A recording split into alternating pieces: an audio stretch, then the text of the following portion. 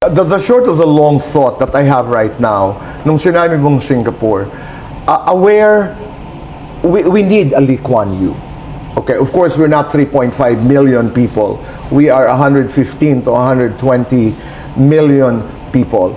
Ang naririnig nating sense ngayon ay, kaya nagtanong ako kung may pupuntahan ba ito. Dahil si Lee Kuan Yew, nagkaroon din ng kanilang version of truth and an independent commission na ipinaalam niya sa buong mundo na hindi siya natatakot magpakulong doon sa mga corrupt, including members of his own family. Tanong, Alan, meron bang makukulong sa iyong analysis, sa iyong pagtingin, sa iyong assessment? Are there people who are going to go to jail because of what is happening? Definitely may makukulong. So the two questions now is, one, mahahanap at makukulong ba yung mastermind? Yes. Pangalawa na siguro yung dami ng makukulong. But I also think it's also the wrong question. Because if we've never jailed a high-ranking official in the Philippines, then baka nga, pag may nakulong, sample kasi yan, baka wala nang gumaya. We've jailed the sitting president. Yes. And sabi nung iba, hindi, nakakalaya din. Hindi po, in a sitting president situation, it was a pardon. Yes, nakalaya, pero hindi totoong na-reverse nung korte. We have jailed senators. Of course, nakawala. We have jailed, etc. No? And this has happened with Indonesia and Korea. But going back lang, Kuya Boy, sabi mo, Lee Kuan Yew, leadership 100% matters. Pero I don't believe necessarily you need a Lee Kuan Yew for 20 years, di ba? But you need talaga an honest-to-goodness desire by a majority of your community, maging barangay yan, maging bansa, to sustain the momentum for transformation.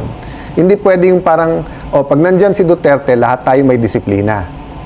Pag nandyan si Pinoy, President Aquino, lahat tayo walang corruption or ibababa natin. Lahat tayo, pag nandyan si President Marcos, kung saan siya magaling, dito tayo. Si FBR, dun tayo magaling. Then, pag wala na, so hindi pwede, Kuya Boy, that when the cat is away, the mouse will play. Kailangan natin ng ilatag yung pundasyon. Tapos yung majority yun ang gusto, paluin mo talaga yung ayaw. Hanggang gumising ka isang araw na may transformation na talaga. Very, very strong. We're very near that, pero yun nga kasi Kuya Boy, whoever made billions, gusto nilang guluhin lahat to di ba? Okay. Gusto nilang hindi mahuli yung mastermind, gusto nilang guluhin. So we're every day, yung genuine yung desire, genuine yung galit, pero nandun din yung yung nagpapagulo. Okay. Itong outrage, itong galit ba sa iyong basa, is this going to be sustained? Kasi may mga kritiko tayo na magsasabing, nako, pagdating ng panahon, pag hindi ma-sustain yung national conversation, yung galit na yun lilipas. Well, like a hungry lion, I don't think lilipas nang hindi mo pinakain yung lion. And diba? Right now, it is a lion. It is a country full of lions. Okay. Ang problema nga, are you throwing the right meat? Or may para lang mapakain? And then, would the lion be just satisfied na mabusog na siya dun sa meat na tinatapon? Or gusto mo ba yung tunay na pagbabago o transformation? So, sa akin, I would not even speculate, will it be sustained or not? Babalik ta rin ko. We have to sustain, maybe not the anger and outrage, because we're not a people who are always angry. Di ba? Bumagyo nga, baha nandun yung galit, pero may magpo-post, baha ka lang, Pilipino kami. Di ba? May magpo-post ng, ngayon may swimming pool na kami sa bakura namin. Di ba? So we're a people who are tolerant, happy, forgiving, resilient. Di ba? And part of resilience, part of being resilient, Kuya Boy, is that hindi tayo nagtatanim ng galit. Hindi tayo pwedeng hindi magalit, pero hindi natin pwedeng itanim yung galit. So, it's really more of how, as a people, we can sustain that momentum and that desire for change. But the weak side to that is we forget. Yes, pagkomportable na. Pagkomportable na. Correct. Kanina you mentioned that vicious cycle na ayaw mo. Doon tayo lang sa usaping korupsyon. Marami ang nagsasabi na for as long as the system is there, a system that allows corruption to happen, kahit sino ang actors na involved ay patuloy pa rin na magaganap itong cycle of corruption. Your take? 100%. Why? Okay, kung tayo mga isda or tayo ay creatures ng tubig, di ba? Kahit anong linis ng isda, pag nilagay mo sa Pasig River, dudumi din yan. So, if you ask me, is it the system or the people? It's both, di ba? Baliktarin mo naman, di ba, na mga isda na talagang dinudumihan niya yung kanyang paligiran. So, lagay mo sa malinis, dudumi din. But we all know the environment matters. Why? The environment, hinihila yun, Kuya Boy. Magsama ka ng seminarista sa isang lugar na panay gambling joint, prostitution house, lahat ng masama nandun. Patirahin mo yung seminarista doon ng 6 months. Yung mabubuti, aalis. Pero yung naiwan doon, will sort of join the party because yun yung environment niya eh. Diba? So we cannot allow ourselves in the Philippines to accept that environment. We have to change it. Okay. So, leadership matters, sustainability, outrage, etc. But how do we channel it? So, let me answer it this way, Kuya Boy. Vicious cycles are never solved until you have a virtuous cycle. Yes. Because life is a cycle. Everything we do, relationships are cycle. So, if I keep saying na, Kuya Boy, bakit hindi magkasundo si Alan at Kuya Boy? Kasi si Alan is the sweetest guy. Until mangailangan ng pera, uutangan niya si Kuya Boy. Never naman babayaran. Maglalaylo, Kuya Boy, maaawa, mamimiss niya si Alan. Pag nagkita, magiging close, uutangan na naman siya. So unless I address that, bakit ba ako umuutang? Nagsusugal ba ako? Galante ba ako? Do I, instead of find someone I love, I pay someone to love me? So until I address that, Kuya Boy, it will be a vicious cycle. But once you address that, then it becomes a virtuous cycle. Di ba na, if I do need money, I pay you right away, or baliktad, I get on my feet, and ako pa magsabi, Kuya Boy, nilista ko ha, 20 years, babayaran kita. So whether it's an addiction to drugs, whether it's an addiction to love, whether it's, I keep saying business, pero may time ako sa family ko, then I get too much involved sa business, and I keep saying, well, yung kikitain naman sa family, that's a vicious cycle, Kuya Boy. Okay. We have to replace it with a virtuous cycle. Gaano kalaking impact ang 2028 presidential elections dito sa mga nangyayaring ito? Everything that gives us hope is an opportunity but also can be a distraction. So halimbawa ngayon, yung sinabing galit sa corrupt, yes. But galit lang ba tayo sa ghost? O galit din tayo sa nagsusmuggle? Galit din tayo sa nandadaya at sa mga taga-BIR na humihingi? Galit din ba tayo sa kumukuha ng vouchers, maging TESDA yan, TESDA, DepEd, tapos dinadaya? So, it's either we hate corruption and we want to replace it, or we only hate the corruption where it causes us damage or ano di ba? So, ganun din. Sa 2028, there are going to be great candidates. And if we love the vicious cycle we're proposing, if we hate enough evil, kahit sino manalo dyan na magaling, we can replace that. Pero if we say, hindi, kasi ang galing ni Kuya Boy, all my hope is in it. But hindi perfect si Kuya Boy. And as you said, lagay natin si Kuya Boy, ganun yung sistema. And then usually kasi Kuya Boy, when the economics is working out, di ba? Napapabayaan mo na yung iba. So I can argue, kung hindi pa nahuli yung ghost, at hindi pa sumunod-sunod yung baha, galit tayo sa corruption, pero walang outrage. Oh. Ganun din naman sa droga, no? Panahon ni President Duterte, di ba? Lahat tayo galit sa droga. But until yung may tao na drinambit niya, tapos lumabas lahat ng kabahuan sa droga, nagkaroon ng outrage. Right. Pero it seems like a vicious cycle na magagalit tayo, ma-address ng konti, layon na pakain ng konti, di ba? So we have to, siguro sustainability, Kuya Boy, but transformation talaga. And other countries did it. Yes. In a lifetime, ha? In a lifetime. Oo. If you tell the Alan Cayetano, 15-year-old, Singapore or Japan, Singaporean, Hapon, even Korea, di ba? In a lifetime. When we were 10 of 20 years, even 20 years old, I'm 55 this month. No, when I was 20, kasi sabihin mo na nood tayo ng concert, tapos sinong group, K-pop, Koreano, same ba yung tili? Will you go to another country and pay for a ticket to watch, di ba?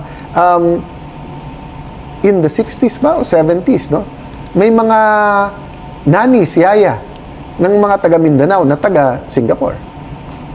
Pero ngayon, sasabihin mo ba na meron taga Singapore na ano? So, in a lifetime, whether it's economic, whether it's social, whether it's values, and when I say in a generation, dati that's 40 years, Kuya Boy, pero ngayon parang 10, 20 years can be a significant change na talaga. You were talking about the house arrest, the embassy arrest of former President Duterte, at naglabas ng desisyon ang International Criminal Court na hindi siya pinayagan. Ano ang reaction mo? At Kuya Boy, two things, no? In everything I do and say, may political side yan eh. But hindi lahat ng problema sa Pilipinas ay political. Or kahit sabihin mo lahat ng problema ay political, wala mo, sabihin mo hanap buhay, Alan, may epekto din yan sa politika, di ba? Ekonomiya natin, may sa politika. Pagkakulong kay may politika, pero may spiritual side yan, Kuya Boy. Di ba? May unseen and may seen, may natural at... So, yung kay President Duterte kasi, mas mabigat pa doon yung mga issues natin. Tama ba na isang presidente ipadala mo sa ibang bansa? Tama ba hindi siya dito litisin? Tama ba na 80-year-old... So, ang nangyari doon kasi, Kuya Boy, nagkausap-usap ang mga senador, nag-usap kami na can we just steady sa humanitarian? And can everyone agree? Kaya pumayag kami na yung resolution na ipasa was much more watered down than our resolution. So that nga, we can come to a point we agree. Nagulat na lang kami na nung nandun, biglang botohan, tapos biglang pumunta dun sa issue na guilty ba siya o hindi, kamusta yung... I mean, who of us do not feel for any victims? One side, yung biktima ng mga drug lords, biktima ng droga. On the other hand, may nadamay na inosente. Whether yan ay 70-year-old, 25-year-old, syempre mas maano pagbata, we all feel for them. Di ba? Pero kaya nga tayo nag-usap sa isang resolution na very, very basic. Sa former president, he's in a foreign country, kahit sinong tao malulungkot, pag 80 years old ka, hindi ka basta mabisita, humanitarian. So, yun po yung hugot. Di ba? Parati mo tinatanong ako, Kuya Boy, anong baon ko? Right. Usually, ang baon ko, may problema, nahanap ako ng solusyon. But two things I realized later on. One is lahat tayo may hugot. Yun yung hugot namin ng mga nag-file ng resolution na yon. Pero pangalawa nga, yung sa baon ko, nakikita ko ngayon is that, you cannot blame everything on the devil. Di ba? So, if tonight, after natin to maglasing ako, naging alcoholic ako, choice ni Alan yon. Di ba? But there are also many things that there's a spiritual or there's a part that the devil... So, for example, no, if in the year 2000, pumayag kami magkakasino ang Taguig, tingin namin, hindi naging ganito BGC. Tingin namin, may plano si Lord, may plano ang devil. At may certain decisions that when you make it, it will go towards that. So, ganun din si Alan. So, plano ng devil, hindi ako maging tapat sa asawa ko. Plano ng devil, marami akong girlfriend, sirain yung pamilya. Hindi ako maging example sa ibang mga bata na nag-iisip na, does marriage still work in this country? So it's Alan, not the devil's, to decide every day, di ba? But the devil can put me in a situation na maraming magaganda dyan, maraming tempting dyan, na si Alan is alone with the... So decision ko, dapat not to put myself in that situation. I think the only situation I can think of in the Bible, no, where Christians should run is against temptation. Ang turo parati, do not be afraid. Di ba? If God is with you, who can be against you? Laban parati. Pero pag temptation, Kuya Boy, nagsasabi doon. Di ba? Turn and run from it. So to relate it, Kuya Boy, whether we're talking about the case of President Duterte, which I admit is controversial, whether we're talking about anong mangyayari sa Blue Ribbon, whether we're talking about taxes, napaka-creative ng Pinoy eh. Sabi niya kasi dun sa post niya, malapit na ang bayaran ng tax. Tapos sinabi niya, hindi ba dapat kunin na lang natin yung account ni Zaldico at nung iba, doon na natin i-deposit diretso. So it was funny. But it was also for me tragic na, di ba na sometimes kailangan yung, hindi lang yung wag kang balat sibuyas, kailangan i-admit mo sa sarili mo na kahit, you know, the only way to please other people, don't do anything. Don't do anything kasi hindi ka mapapansin eh. Then happy-happy ka eh. Pero gawin mo trabaho mo. Siguro ito yung encouragement ko lang dun sa nunod.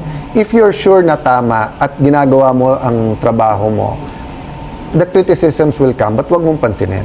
Ngayon, kung hindi ka sure na tama o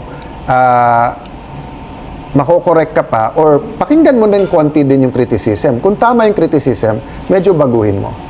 Pero kung talagang inupa ka, hindi ka maintindihan or sadya or they want to put you down and you're doing what's right. So for example, imagine Kuya Boy kung alam kong ang Pilipinas ay babagsak ang ekonomiya pero kailangan itaas ang VAT ng 1%. Sino naman si Raulong politiko magsasabing at this time itaas ang VAT? But what if I knew that if we didn't do it, in 6 months to 2 years, babagsak ang ekonomiya? What? So that mabango ko, so that politiko, I won't say anything.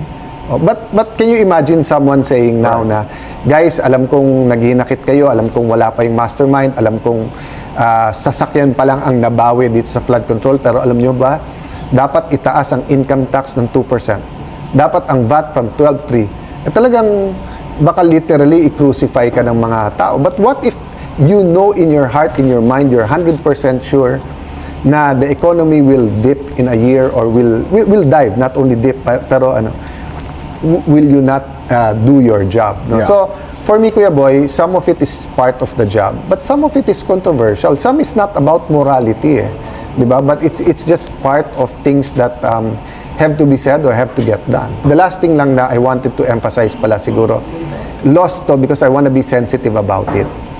That's why when we passed that resolution, nakiusap ako, Malacanang, please review. And yung iba criticize ako for saying we're doing this not only for the former president, not only for his family, but for the nation. I'm saying that for 2 reasons. Yung national pride natin na sinurrender mo, presidente mo. But more than that, Kuya Boy, we are a passionate people. We are a compassionate people. If he gets sick, or worse, if something happens to him there, may malaking gulo sa ating bansa. So that's what I meant. So I don't know how I can say it sensitively, di ba? But when you have a person who's 80%, and if it's true, di ba, that yung may signs na ng depression, tapos he doesn't want, tapos yung kung totoong nahulog at nagkasakit, if something happens there, people will blame someone. Will blame the government. And we don't know what will happen. Di ba? Doon lang ako sa hugot at saka sa solusyon. Early on, dito sa controversial phase ng ating kasaysayan, you came up with remand return idea, you came up with the archiving idea, naalala ko yun, at ilan pa, hanggang dumating ito doon sa snap elections, etc. Na para bagang ang tingin ng ibang tao ay si Alan Cayetano ay so engaged in this whole controversy, affairs, ika nga of the state, pero may dala siyang baon. And in the process, binubugbog ka ng mga taong nakakaunawa, pinipraise ka ng mga taong nakakaunawa at nakakaintindi sa'yo. Why do you care so much, Alan? I truly cannot give you an articulate or but siguro it's the way God made me. Diba? I mean, I don't know any other way, Kuya Boy. Sa akin, either zero pakialam or buong buhay ko binibigay doon. So, wag lang magagalit sa akin si Lani, pero pag nag-away kami, that's what I tell her. I care so much about your opinion. Diba? And I care so much about you caring me. That's why, on the reverse, pag hindi ko nagustuhan, hindi mo pwedeng sabihin sa akin, wag basta magalit. Diba? So that's the kind of person siguro God made me to be Kuya Boy. But also, I hate missing opportunities. I'm not the kind of person that will cry over spilled milk. Pag nangyari na, ano pang magagawa mo? But pag nasa harap ko na parang, Kuya Boy, alam ko pag sumali ka dyan sa singing, ikaw mananalo, tapos hindi ka sumali, di ba? Or, Kuya Boy, alam ko na pag tumakbo ka, panalo ka. I'm the type of the person until the last minute, tutulak kita. So when I see the problems of the country, everyone sees it. But everyone sees the opportunities differently. So pag may nakita kong, may opportunity for a solution, hindi ko mapigilan sarili ko itulak. You go for it. Yeah, but people who love me, including yourself, my sister, my wife, yun sa sinasabi, it's not always for you to say something. And I have to learn that. No. Patuloy ang aming pagdadasal para sa iyong kaligtasan, kalusugan, at kapayapaan. Maraming salamat. I truly appreciate it kasi prayer moves mountains Yes. talaga. Prayer does move mountains.